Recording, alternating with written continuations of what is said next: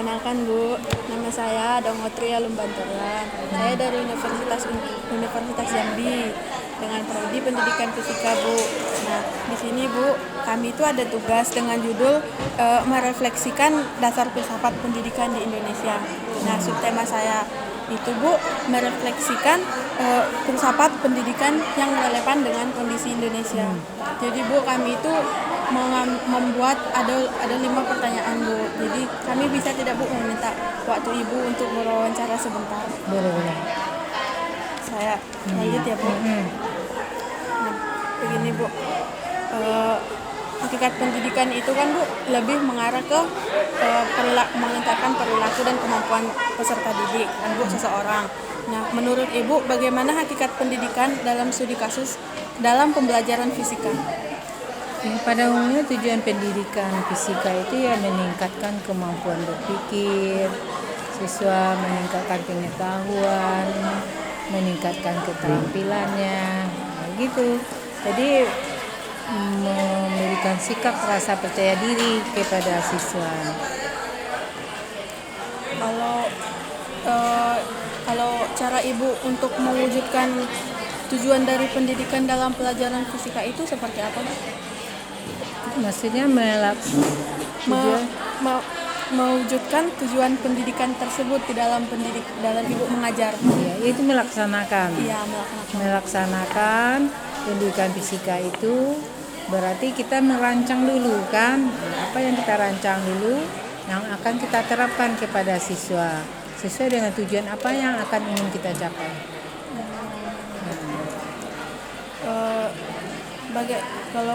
Bagaimana Bu cara Ibu supaya peserta didik itu dapat belajar dengan cara terbaik yang dimiliki oleh peserta didik tersebut? Cara terbaiknya, sebenarnya guru itu bermacam-macam cara untuk mendapatkan bagaimana cara mendapatkan perhatian dari siswa. Sebelum mengajar kita tentu harus menarik perhatian siswa dulu. Ya kan, narik perhatian supaya siswa itu bisa fokus kita narik perhatian dulu kan.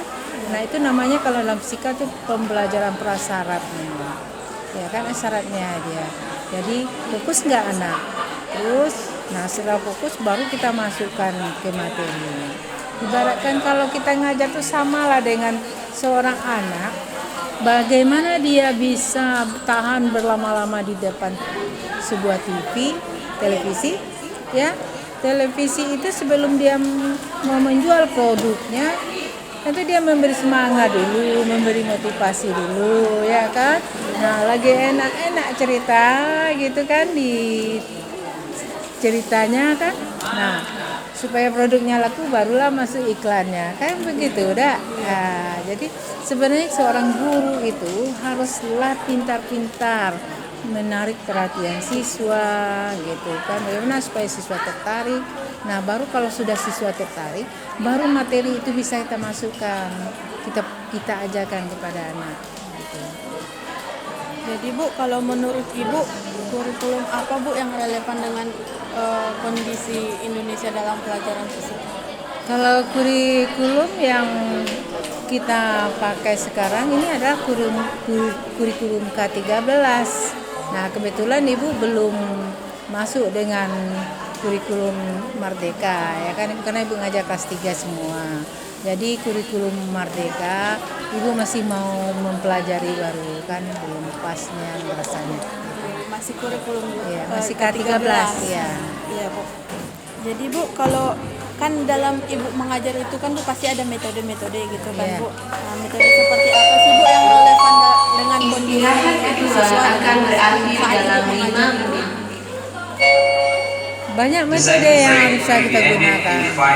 Untuk metode maksudnya metode yang relevan dalam pembelajaran fisika. Bisa juga metode problem solving, banyak metodenya itu ya. Jadi kita mau melaksanakan metode itu, kita lihat kondisi siswa, menggunakan metode eksperimen, banyak kan, tanya jawab, diskusi dan segala macam itu.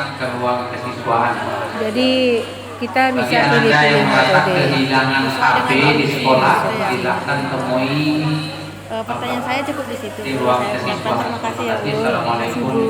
warahmatullahi wabarakatuh. Dan ya.